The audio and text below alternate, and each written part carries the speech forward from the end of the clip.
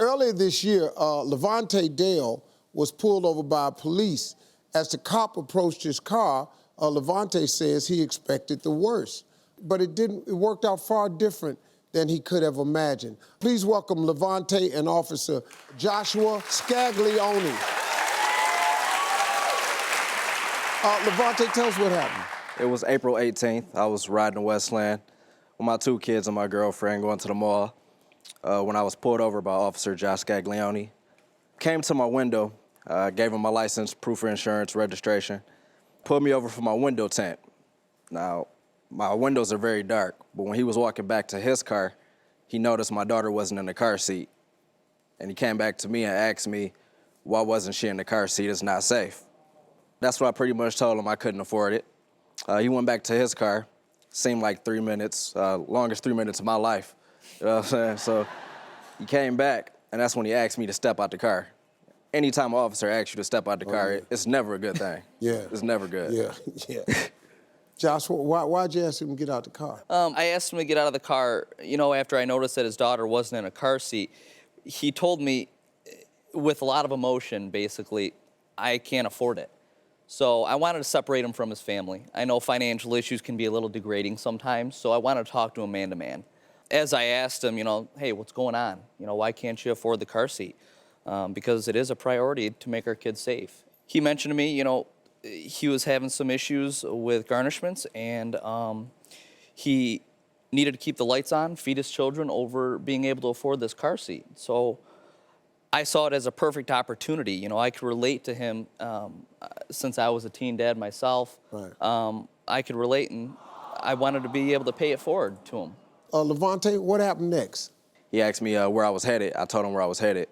And that's where he asked me, can you follow me to Walmart? And I looked at him like, follow you to Walmart? I was kind of shocked. Like, I was like, okay, I'll follow you to Walmart. That's better than jail. Yeah, it's better than, most definitely, better than. Way better than jail. Better than jail.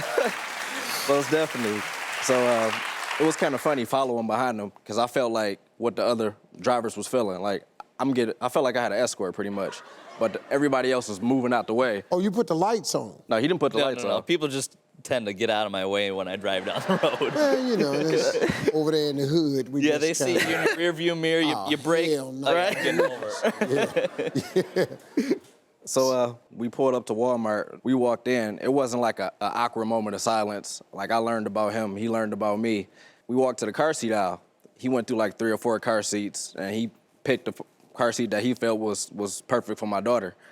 Then walked to the register. He paid with his own cash, like his own money. He gave me the car seat. We walked outside. That's when he got outside. He told me, like, if you ever need anything or you need something, I know where to find you at. He went his way. I walked back to my car. At that point, I wanted to thank him again because I'm still in shock. Ain't nothing like this ever happened to me before. Right. You know what I'm saying? So right. I set the car seat on my trunk. When I turned around, he was already gone. Wow. So the two of you reconnected through social media.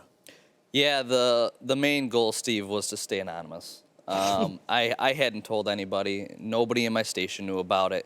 And LaVonte went ahead and contacted the station in an attempt to give me an extra thank you, which definitely wasn't needed but much appreciated.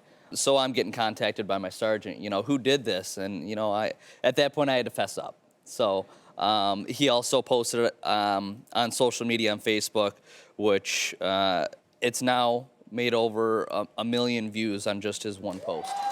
Wow.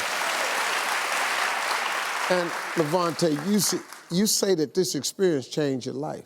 Oh yeah, most definitely. Me living in Westland personally as a teenager, like I had a lot of issues like harassment. I've been followed, you know what I'm saying? Like because of the type of car I drove, the way I wore my hair, I had cornrows, tattoos. So for him to look past all that when he pulled me over and to talk to me and to actually break it down and like hear me out and know that I'm struggling and understand it, it's amazing. I'm at a loss for words. Like you cannot judge a book by its cover. Because like I said, when he pulled me over, I thought I was cooked. What did you all take away from this experience? As a police officer, everybody sees us in the uniform, and we it's just a job. You know, we chose this job and we love it, but we are here to protect and serve our community. We hope to be able to pay it forward as much as we can to our citizens. We're here to serve them. Mm-hmm.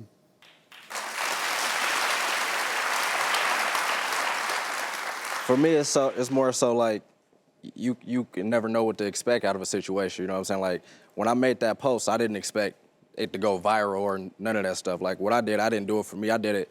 I just wanted him to get the recognition that I felt he deserved. You know what I'm saying? Because he didn't have to do what he did at all. No. Like he could have went back to his car and came back and gave me his tickets and went right on about his way. He could have made my life 10 times harder than what it already was. You know what I'm saying? But he didn't do that. He felt the need to go out of his way and help me out. And for that, I told him a million times. I'll tell him again. I can never thank him enough. Hey, folks, welcome. Thanks for checking out my YouTube channel. Don't forget to click here to subscribe to my channel. That way, you won't miss a single hot new video, some really good stuff. And then I want you to click here to see more clips from the show right now.